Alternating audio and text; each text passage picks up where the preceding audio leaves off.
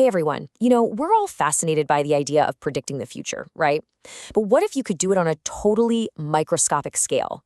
Today, we're going to dive into how scientists are literally learning to predict the outcome of a life or death battle happening inside a single human cell. So let's get right to it. Here's the big question for today.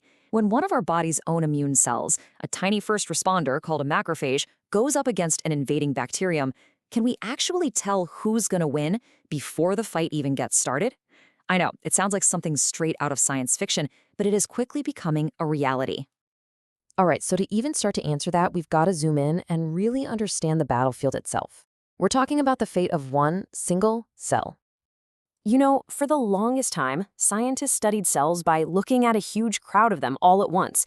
And yeah, you get an average picture of what's going on, but you totally miss the individual stories. But now, technology lets us watch these battles one by one, cell by cell. And what we've learned is that every single fight is unique. Some cells are heroes, some just can't make it.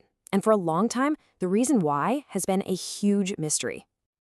Now, check this out. When a nasty bacterium like Legionella pneumophila infects our immune cells, you'd probably think the bacteria wins most of the time. But that's not what happens at all.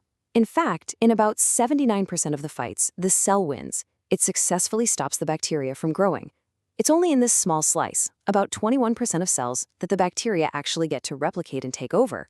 So that's the big mystery, right? What is it about that 21% that makes them different? To solve this mystery, scientists had to get creative. They had to figure out a way to literally rewind the tape on these tiny, microscopic battles. And the idea behind it is actually pretty simple, but really powerful.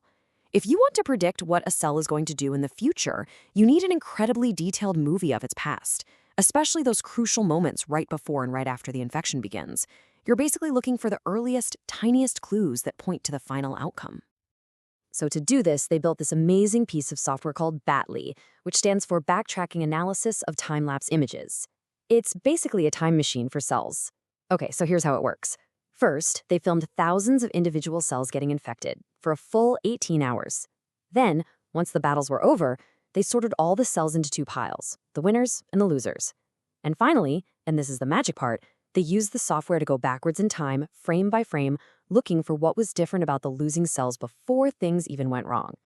And you know what? All that backtracking, all that digging, it led them to one specific place inside the cell. Turns out, the clues were hiding in plain sight, inside the mitochondria. So, quick refresher, mitochondria are the power plants of our cells. They make all the energy for everything a cell needs to do, and that's especially true for something as intense as fighting off a bacterial invasion.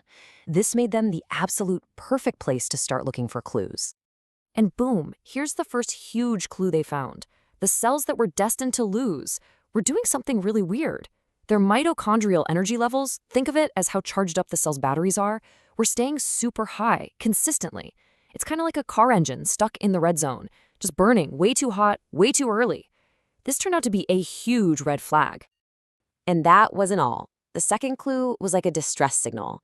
Those same vulnerable cells, the ones running so hot, were also pumping out way more of these things called mitochondrial reactive oxygen species, or mROS. You can think of this as metabolic exhaust. A little bit is totally normal, but high levels mean the power plant is under some serious stress. So let's put it all together. Here's the kicker. These two differences, the high energy and the distress signals, were already clear and significant just 7 hours after the infection started. That's a full hour before the bacteria even begin to multiply like crazy. The cell's fate was already written in its metabolism, long before the outcome of the battle was obvious. Okay, so this is where things get really cool. The scientists weren't just satisfied with finding these clues. They wanted to use them to actually predict the future. So they took these two key clues, the sustained energy and the distress signals, and they fed them into a machine learning model. The goal was to train an AI to look at a cell in those early hours of infection and predict its final fate. They were basically trying to build a cellular crystal ball. So, how well did it work? The result was just stunning.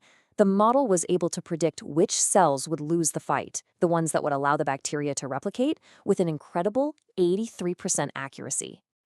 So, what does 83% accuracy really look like? Well, let's break it down. Out of all the cells that actually ended up losing the battle, the model correctly pointed a finger at 83% of them way ahead of time. It also correctly identified 60% of the cells that were going to win. Now, was it perfect? No. But being able to flag the most vulnerable cells this early, well, that's a massive leap forward. And this whole thing brings to mind a fascinating idea from the scientist Stephen Wolfram. He talks about something called computational reducibility.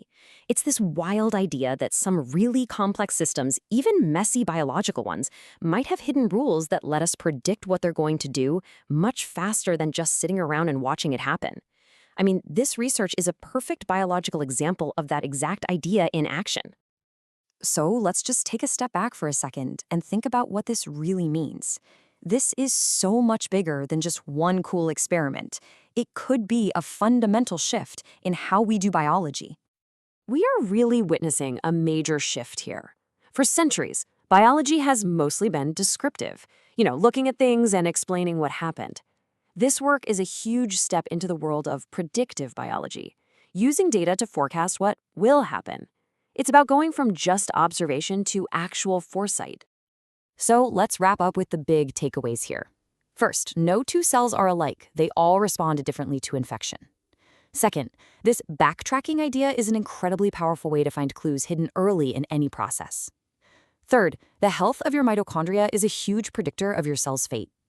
Fourth, we can use AI to turn these tiny biological signals into really accurate predictions. And maybe most importantly, all of this opens the door to a whole new future of smarter, more personalized medicine. Which just leaves us with this one incredible question to think about. If we can now predict the fate of a single cell in the middle of a battle for its life, what else about the unbelievably complex dance of biology is just sitting there waiting for us to predict it?